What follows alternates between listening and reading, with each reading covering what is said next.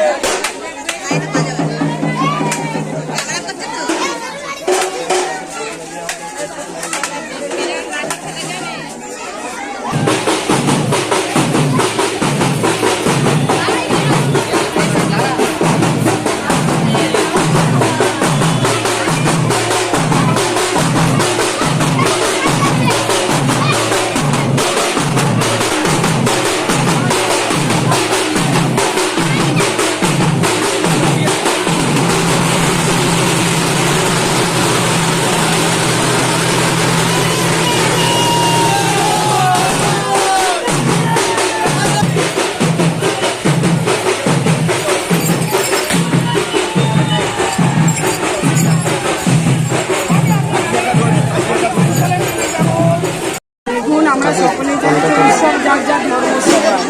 আজকে পবিত্র মহরম, সেই পবিত্র মহরম উপলক্ষে সকলকে জানাই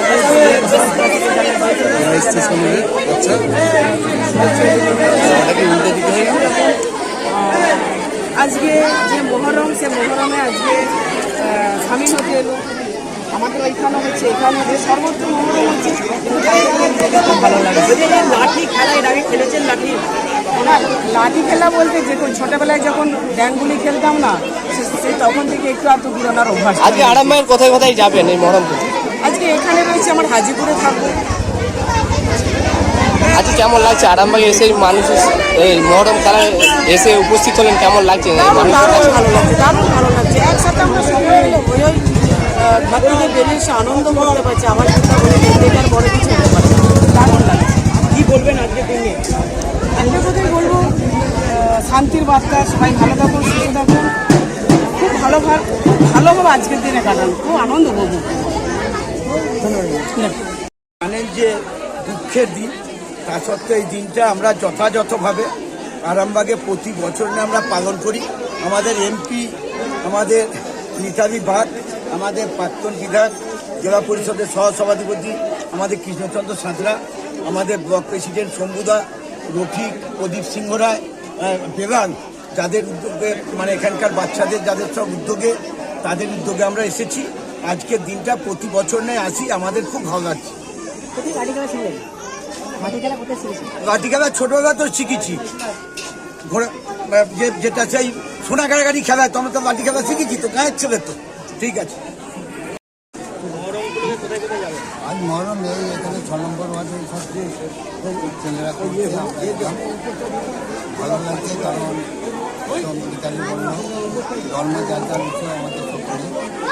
আজকের দিনে যে উদ্দেশ্যে আজকে মহরম, সেই উদ্দেশ্যে আমরা যারা দুঃখ পেয়েছিল, যারা ব্যথিত হয়েছিল, তাদের সামিল হয়েছে। আমরা এই অনুষ্ঠানটা যাতে সকলে সুন্দরভাবে করতে পারে, সকলকে আমরা সেই আহ্বান জানাবো। আজকের দিনে সকলকে আমার আন্তরিক প্রীতি, শুভেচ্ছা, শ্রদ্ধা, নমস্কার, সালাম জানাচ্ছি। সকলে ভালো থাকুন এবং এই অনুষ্ঠান করার ক্ষেত্রে প্রত্যেকে বলবো সাবধানতা অবলম্বন করতে, যেন নিজেরা যেন আঘাতপ্রাপ্ত না হয়, এইটুকু আমি সকলে করতে পারি।